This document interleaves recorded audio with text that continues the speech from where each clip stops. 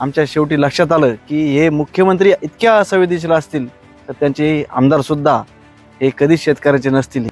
ते मिनी मंत्रालय असेल किंवा महानगरपालिका असेल त्यासुद्धा लवकरच जवळ येऊन ठेपलेल्या आहेत. आम्ही एक जण आमच्या जर 80 दिवस जर या ठिकाणी बसू शकतो तर आम्ही सुद्धा बाकीच्या याच्या घराघरामध्ये जाऊन पाय पडू शकतो की तुम्ही या महायुती सरकारच्या जे कोणी प्रतिनिधी असेल त्यांना आता पुन्हा बोकंडी बसून घेऊ नका.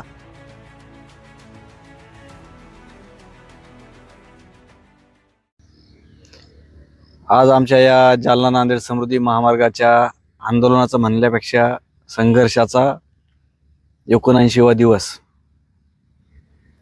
आम्हाला मागील जवळपास 75 दिवसामध्ये अशी आशा तयार झाली होती की आपण आपला प्रश्न किमान शासनापर्यंत आपल्या काय अडचणी असतील त्या पोहोचाव्यात आणि त्यामध्ये शासन आपल्या या अडचणी दूर करेल अशी आम्हाला आशा या ठिकाणी तयार झाली होती.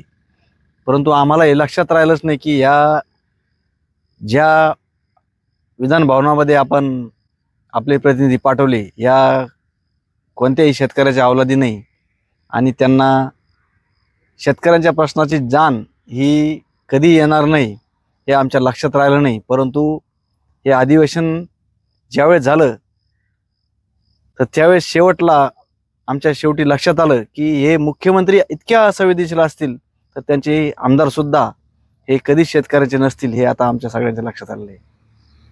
एवढ्या अघोरी बहुमतानं हे सरकार आलं त्यामुळं प्रत्येकाची हे आमची जशी आज कुचंबना करत आहे किंवा आम्हाला जसे चिरडून हा मार्ग तयार करण्याचा प्रयत्न करत आहे तसंच शक्तिपीठ महामार्गाच्या शेतकरी असो किंवा इतर शेतकरी असो त्यांनासुद्धा चिरडून ते त्यांचं ध्येय साध्य करणार आहेत.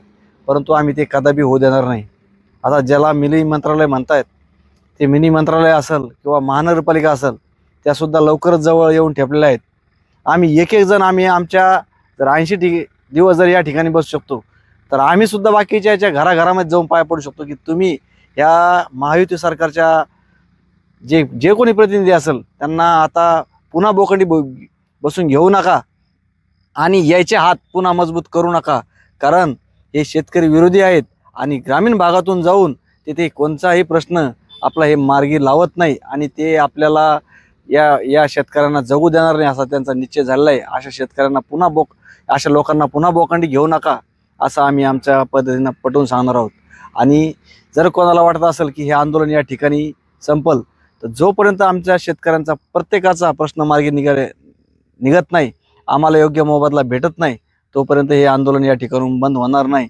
आणि त्यांनी किती बळ लावला किती जोर लावला तरी या ठिकाणून आम्ही 1 इंचही हलणार नाही हे या ठिकाणी आपल्या माध्यमातून सांगतो.